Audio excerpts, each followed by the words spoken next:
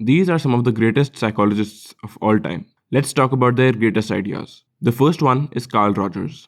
Rogers was a humanistic psychologist and he talked about the importance of listening, both inside and outside of therapy, because that is how people make sense of their problems. They talk about it or write about it, and things begin becoming clear. Humanism focuses on helping people improve. It is an optimistic viewpoint that looks at how people can actualize their potential. In all his years of therapy, Rogers discovered something interesting. The problems and issues that people brought up in therapy were all a variant of just one fundamental question. Who am I really?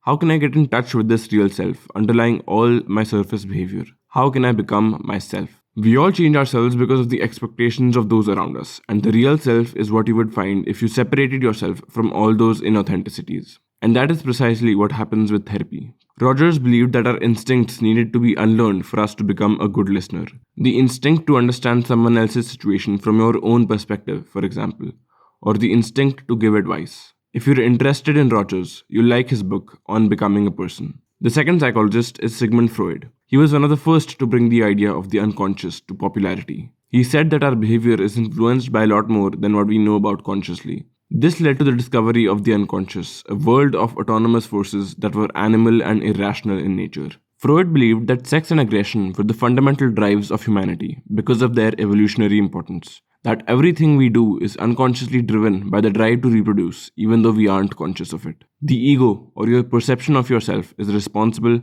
for tolerating all sorts of conflicts and irrational drives, and often it uses defense mechanisms to protect itself from the truth. If you're interested in learning more about Freud, I recommend Chapter 7 from the Discovery of the Unconscious. The next psychologist is Frederick Nietzsche. Nietzsche was a 19th century philosopher who is popular for his deep ideas. One of these ideas was the death of God. He believed that the idea of God was a very important value. When we interact with other people who hold completely different belief systems and realize that they can live good lives too, our confidence in our God as the only one is bound to be lost. Once that confidence is lost, it is only a matter of time before the whole religious system comes crashing down. That is a deep conflict at the base of all belief. Our belief systems are fundamental to our understanding of the world, and the collapse of a belief system means a reduction of belief in all belief systems. And that leads to inevitable nihilism, which is what led to Nietzsche's idea of the death of God. He also talked about the concept of the will to power,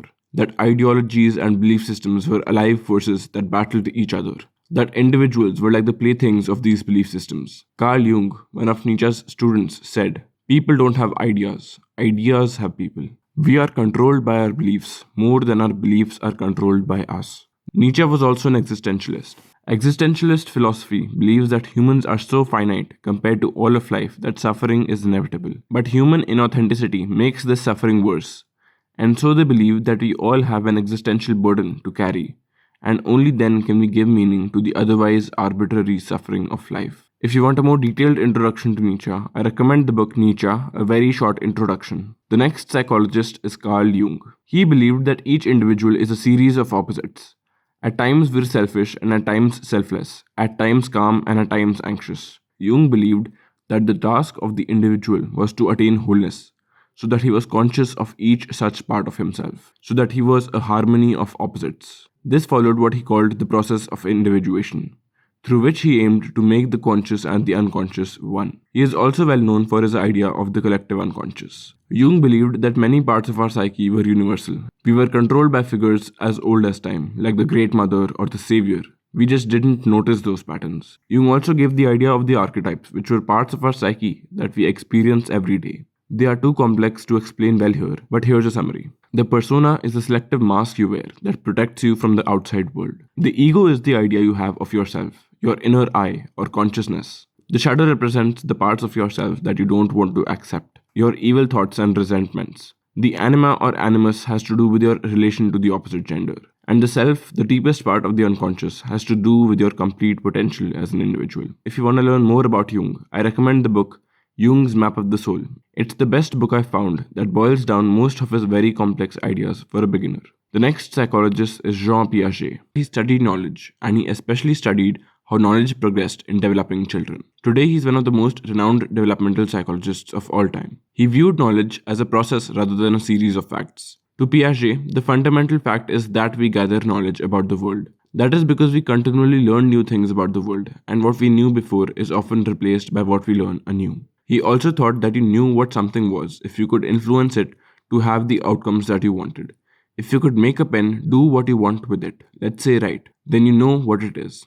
That's very practical because often we understand things that we cannot put into words. We cannot explain what red is to a blind person, but that doesn't mean we don't understand it.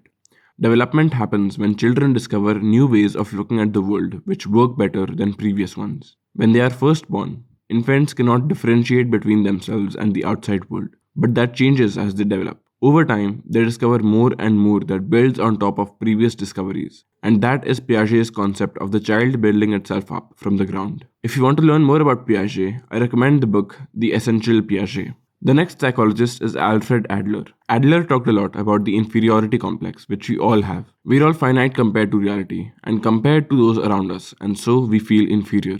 This inferiority leads to a natural drive to strive toward superiority, and if we can channel it healthily, we can use it to our advantage. The goal of Adler's psychology is increasing courage, not necessarily for clients to be able to do more stuff, but for them to be courageous in spite of their inferiority, for them to risk trying something even though they know that they might fail. If you want to learn more about Adler, I recommend his book, Understanding Life. The next psychologist is Joseph Campbell. Campbell discovered the hero's journey, or the monomyth, which is a story structure that describes all stories. As Jung said, myths are first and foremost psychic phenomena that reveal the nature of the soul. The hero's journey is a story of transformation. It is a meta story, a story that describes all stories. We begin in normal life, where things are boring and there is no adventure. But there is something that calls to the protagonist. He can't help but be drawn to this. It could be an adventure, an accomplishment, anything. This is the calling, and it leads the protagonist out of normal life. And that is called separation, where the protagonist leaves his old, boring life and begins a journey and goes into the unknown. Now, the hero is in unfamiliar territory. This is where he endures the road of trials. He has to overcome challenges and obstacles, and it all ends in a climax which happens in the fight with the dragon or the belly of the whale. This is a phase of initiation, where the individual is transformed into someone new because of incredible hardship. After this, the individual wins and returns to where the story started, and we go back to the beginning. This model is a circle because it never ends. The end of a previous journey means the beginning of a new one, and all of these are archetypal stages of the hero's journey that you'll see in any story, even your daily life. The whole story follows a flow of separation, initiation, and then return. Separation is when you go out into the unknown. Initiation is fighting and learning to deal with the unknown. And return is coming back to where you started. If you want to learn more about Campbell, you should read his book, The Hero with a Thousand Faces. The next psychologist is Abraham Maslow. Maslow believed that psychology should help people live good lives, that it focused too much on sickness and pathology in his time, and not enough on growth and potential. At the time, psychology saw the drives for things like beauty and creativity as secondary because they weren't seen in all people. Drives like hunger and thirst and security were seen as primary because they were universal. Maslow noticed that the human mind was continually dominated by one drive or the other. You are always motivated by the pursuit of something or the other. Maslow believed that some drives were more prepotent than others, meaning that they would dominate each other for priority. If you're both hungry and thirsty and hunger is more prepotent, then hunger will take priority. In the same way, Maslow said that higher human drives were lower in prepotency. And so even though they are there, and maybe always have been, our other drives take priority, and so we never think about self-actualization. Self-actualization is an intrinsic human drive to actualize one's potential. The artist is driven toward art, the musician toward music, and to ignore this calling is to ignore one's true potential. Maslow believed that as soon as you satisfy your prepotent drives of security and intimacy and respect and so on, you will begin to notice that your core potential begins uncovering itself to you. He represented that in his hierarchy of needs. This is the pyramid of needs that you have to satiate one by one to self-actualize and realize your potential. If you want to learn more about Maslow, I recommend his book, Toward a Psychology of Being. The last psychologist is Viktor Frankl. He was a survivor of the Nazi concentration camps, and he wrote about what he found out from living in them. He came to believe, like many others, that every individual was responsible for the tragedies of Nazi Germany. Thinkers like Dostoevsky and Solzhenitsyn believed in very similar things having to do with the tragedies of the USSR. He often quoted Nietzsche, who said, "He who has a why to live can bear almost anyhow."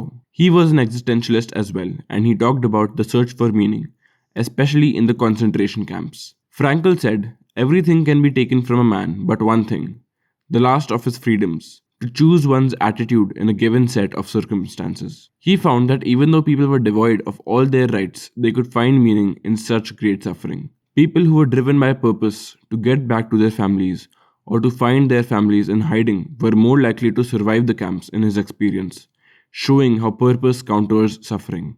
Existentialists believe that suffering is a fundamental truism of life. The question to answer is whether the suffering is worth it, and they say that meaning is what makes suffering worth bearing. If you want to learn more about Frankl, you should read his book, Man's Search for Meaning. Beware though, it is quite emotionally heavy. Thank you for watching this video and bye bye.